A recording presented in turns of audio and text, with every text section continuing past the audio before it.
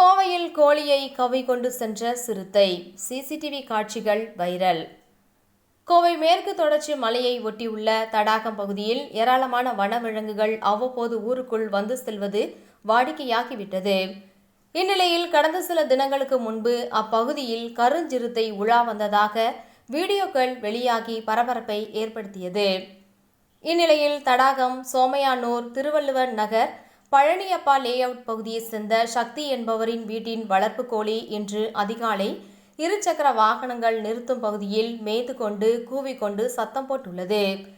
இதனை அவ்வழியாக சென்ற சிறுத்தை கோழி மதில் மேல் இருப்பதைக் கண்டு அதனை லாவகமாக கவ்விக்கொண்டு சென்றுள்ளது.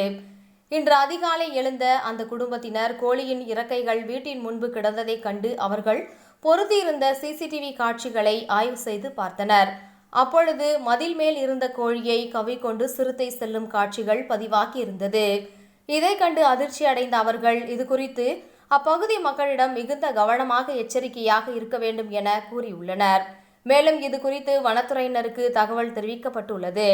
அப்பகுதியில் அசம்பாவித சம்பவங்கள் நடைபெறும் முன்பு வனத்துறையினர் பொதுமக்களின் உயிரை பாதுகாக்க வேண்டும் என்பதே அனைவரின் எதிர்பார்ப்பாக உள்ளது.